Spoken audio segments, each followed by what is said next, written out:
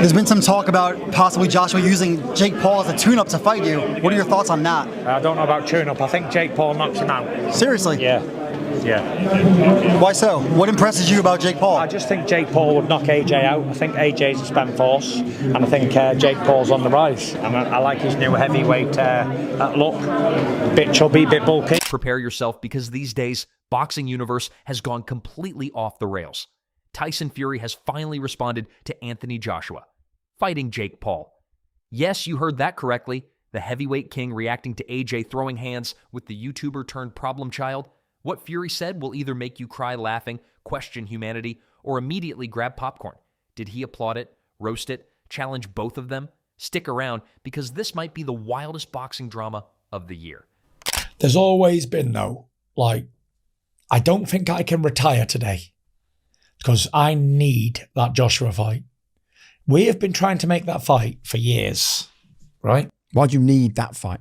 Because it's the fight that people want to see. It's the fight that I want to see as a boxing fan. But then there'll be, I need Joshua too, because the result he wasn't happy with, or I wasn't happy with it.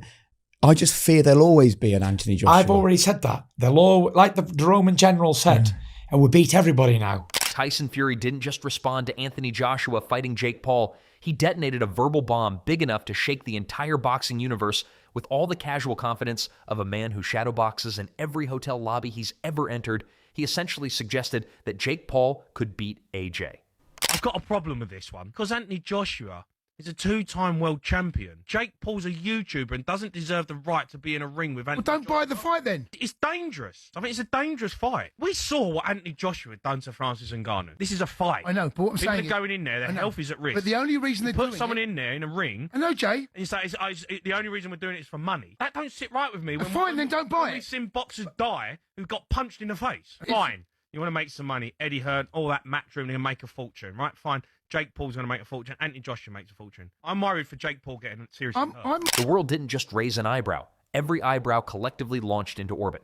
Fury wasn't whispering uncertainty. He went full carnival mode, warning Joshua like a man trying to save someone from walking into traffic wearing noise-canceling headphones. It's a career-defining moment for both fighters. This is a more dangerous fight in terms of Jake being at risk of getting knocked out, but it's an easier fight in terms of showing well against a professional boxer who is in their prime. I don't think it's reckless in any way, shape, or form. The only reason people are saying this shouldn't be sanctioned is because Jake Paul has a lot of notoriety, awareness, and brand appeal.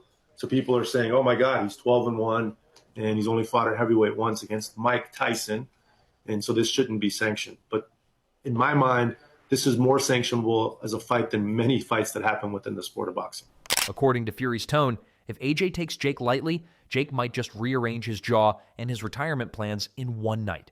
It wasn't just a prediction. It sounded like a dare, an insult, a compliment, and a plot twist wrapped into one. There's not one element of their boxing skill set that Jake Paul can come 15, 20% in regards to Anthony Joshua. He's a completely different specimen. Look, you'll see what it looks like when they stand next to each other. And Anthony Joshua, he's not a bodybuilder. You know, he's a prime athlete. He's someone who's dedicated his life to this. He lives it. He doesn't drink, doesn't smoke. He's a real clean athlete who is going to inflict some horrendous damage to Jake Paul. And that's where things get weirdly delicious. Because Fury framing Jake Paul as legitimate danger is like the universe announcing that pineapple absolutely belongs on pizza. Controversial, hilarious, and guaranteed to start a fight. For years, people saw Jake as the loudmouth influencer punching NBA players, retired wrestlers, and any celebrity not fast enough to run. But now, suddenly he's being talked about like a heavyweight destroyer, someone who could fold Anthony Joshua like a school chair at a family reunion. Nobody expected this storyline to exist. No. Jake is apparently the storm that arrives when you leave the back door open. Fury suggested, without ever needing to say the words, that AJ might wake up from this fight trying to remember why Netflix keeps asking if he's still watching The Gypsy King, just threw gasoline over an already flaming situation, and he did it with a grin. Jake Paul needs to fire his advisors, his people that tell him to make these fights, because that's not good. Did Jake Paul not watch the Ngannou fight? Like, do you know what? Like, obviously, there's making money, but then at the same time, it's like now it's absurd. I don't think Jake Paul's bad for boxing. I think he's good. I like Jake Paul. Like, you see what he's doing with women boxing as well. I like Jake Paul, and I'm not saying he shouldn't take the fight. I just feel like he needs to weigh the outcomes. But while Fury is laughing like a man who lives for chaos, Jake Paul stepping up to fight Anthony Joshua is like signing up to wrestle a grizzly bear because your chiropractor said your back feels strong now. In terms of weight, size, horsepower, pure Olympic medal level punch velocity, Jake Paul is climbing Everest wearing sandals and optimism. If it happens, he'll be fighting a man who has built a career on concussing giants. Jake may be confident, but Joshua hits like someone trying to fix a TV by punching it back into functionality. Just because Jake has evolved as a boxer doesn't mean the universe suddenly forgot physics. Still, credit where it's due. Jake Paul has been hunting danger like he's speedrunning a real-life video game. The man genuinely believes he's inevitable, and that is both inspiring and mildly concerning. And then there's Eddie Hearn, the man who has spent multiple interviews sounding like someone trying not to grin at Christmas presents he swore he didn't want. He keeps circling the same message.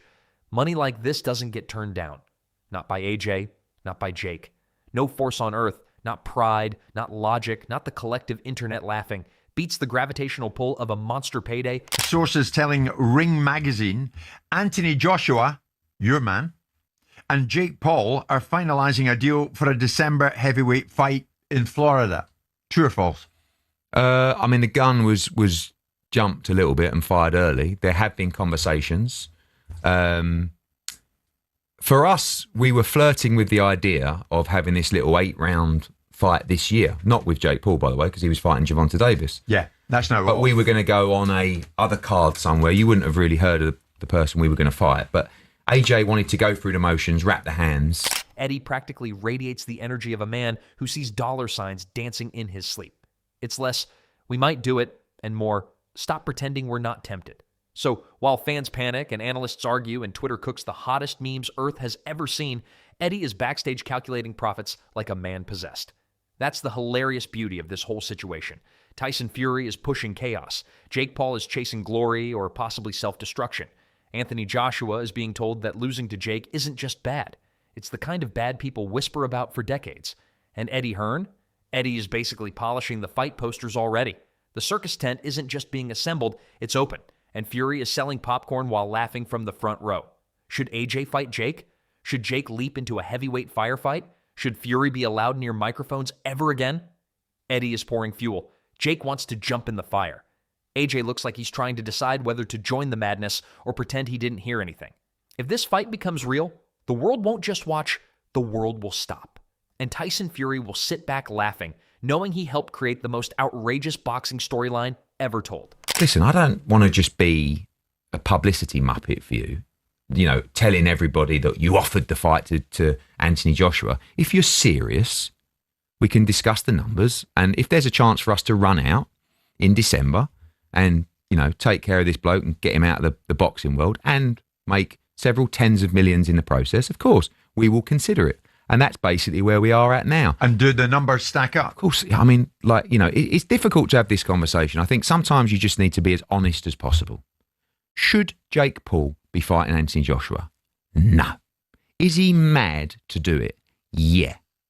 Is there tens and tens and tens and tens of millions of dollars for Anthony Joshua to have an 8-round run out against Jake Paul? Yes. And that's why you're doing it? We're not doing it. We're considering it. And we're at the... Tyson Fury's chaos grenade didn't just explode once. Its shockwaves kept rolling until the sport somehow reached the point where this absolute circus is being sanctioned as a professional fight. A real one. With official judges, official gloves, official records, and officially stunned fans questioning whether the boxing commissions accidentally mixed caffeine with madness, it's the kind of matchup that makes people want to check if the date lines up with April Fool's Day. Yet here we are, watching two completely different universes collide under legal boxing rules, like someone superglued the Marvel timeline to the National Geographic documentary channel. The fact that this is sanctioned is already comedy gold. People imagine the sanctioning meeting must have looked like this.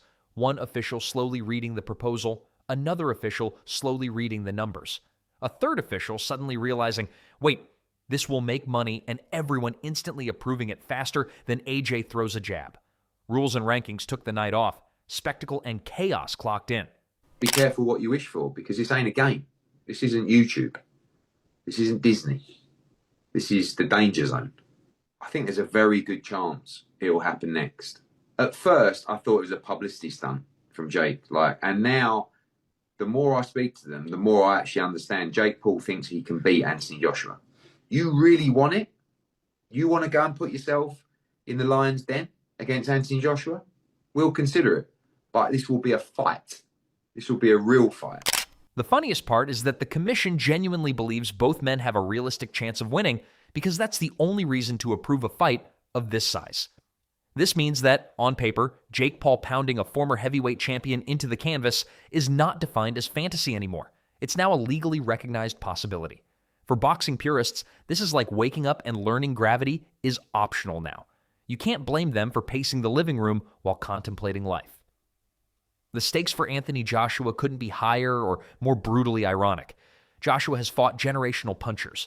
People won't remember titles, medals, comebacks, or knockouts. They'll remember the day Jake Paul turned him into a meme. Not even heavyweight belts would soften that blow. Because losing to a top heavyweight isn't humiliating. Losing to a rising contender isn't humiliating. Losing to Jake Paul on the biggest stage in combat sports history? That becomes a lifetime nickname generator. Sports fans are unkind. If this goes wrong for AJ, no amount of public relations or motivational documentaries will erase it. And I hope we've got a referee in there who's quite compassionate, because if Jake Paul is left, up against the ropes with Anthony Joshua, unloading on him, it could be the end for him, literally. It could be his last day on earth. I mean, if you fear that they are this mismatched, do you think the fight should really go ahead if you're fearing for Jake Paul's life? In reality, it shouldn't go ahead. It shouldn't go ahead. There's no reason for it to. If you're a commission and your job is to look after the fighters, make sure their medicals are good, make sure this guy is fit to fight this guy. Meanwhile, Jake Paul stands on the opposite side of the story, staring at the gates of legitimacy like an adrenaline junkie tourist, deciding whether to press the big red button that says, become a real boxer. Because if Jake wins, everything changes. All the jokes, the criticisms, the insults, the he only fights washed-up fighters arguments, they all evaporate instantly. People would be forced, against their will, to admit Jake Paul is a solid professional boxer. Not celebrity boxing novelty. Not YouTube fighter. Not influencer with gloves. A boxer who beat a former heavyweight champion. It would be a career hack that doesn't exist in any recognized sports timeline. Jake doesn't need to win a world title after that. He wouldn't even need to, because beating AJ would become his permanent badge of honor. You couldn't write a more absurd plot twist without editors telling you to tone it down. And that's why the buildup is so intoxicating. Because both extremes, the rise of Jake or the fall of AJ, are so massive that the fight feels like the universe decided to test drama levels on maximum settings. Fury throwing gasoline onto the fire didn't just hype things, it psychologically set the stakes. If you don't win this fight in 30 seconds, there's going to be two things thrown at him. One, you're no good. A lot of people are going to say, you can't throw Jake Paul in around. You're terrible. You're never any good. So they'll forget he was two-time heavyweight champion in the world. He was the fellow that struggled with Jake Paul. And God forbid he gets beat. Imagine if he got beat, or he gets dropped, or the rest of his career count pretty much for nothing in most people's eyes. And the second thing is, if he does take him rounds, if he does hold him up, if he does play the game and get a few rounds in, and it's a bit of an exhibition style thing, he'll never be taken serious by most paying public ever again. Joshua suddenly isn't just defending physical ground, he's defending the history books. Every boxing legend is probably sitting somewhere in silence, hoping AJ takes this seriously, because legacies stretch beyond one person. They stretch over eras. On the flip side, Jake has the single greatest opportunity in boxing history that doesn't require a belt to change everything. One punch could make him immortal. Forget influencer fame. This is a chance at athletic immortality. And everyone knows Jake thrives the most when people think he shouldn't succeed. He loves the villain role. He loves pressure. He loves loud predictions. He loves situations that look impossible. His fans call it confidence. His critics call it delusion. The funny thing is, both groups might have to merge if he pulls this off, because once you beat a heavyweight champion, no one can argue you're faking it anymore. That's what makes the sanctioning so hilarious and so brilliant. Even if he pretends to shrug it off somewhere deep inside, the pressure is roaring. He isn't just fighting one man. He's fighting public ridicule, the meme generators of the internet, and Tyson Fury's grin waiting like a front row spectator craving carnage. One mistake, one dropped hand, one poorly timed exchange, and his reputation could sink like a bowling ball in a swimming pool. Jake Paul lost to Tommy Fury. Anthony Joshua cannot box Jake Paul. Horrific. He's dangerous for one, and two, if Jake Paul even lands a glove on him, it just diminishes everything that he's achieved. Jake Paul won't last 2 minutes for me. Never mind Anthony Joshua. It's ridiculous. It's a joke. If AJ does say yes to going in against Jake Paul, does he harm his legacy? I would lose a bit of respect for him. I think a lot of boxing people would as well, to be honest. Why would he box him? 2-time heavyweight champion of the world, one of the best heavyweights the last 20 years, held British boxing on his back. People might say he deserves to box Jake Paul. Jake Paul knows it too. If he wins, he doesn't just win a title shot or a pay raise. He wins respect. The one thing that has haunted him since the first day he laced gloves. Respect from the boxing world is priceless. And that is exactly why he will train like a man possessed heading into this fight. Nothing fuels a person more than knowing the entire world will be forced to change its narrative if they succeed. So yes, this fight being sanctioned is comedic, terrifying, historic, ridiculous, genius, and insane all at once. It's the kind of matchup that turns casual viewers into hardcore fans overnight and hardcore fans into caffeine-dependent wrecks who can't sleep until they know the ending. If Tyson Fury's goal was to throw the sport into a blender and hit the smoothie button, he succeeded. The boxing world is now strapped into a roller coaster without seatbelts where either man's victory takes the sport to a new dimension. One of glory, chaos, humiliation, and billion-view headlines. If this fight goes down, it won't just be boxing. It will be history with a sense of humor. And everyone, whether they admit it or not, will be watching.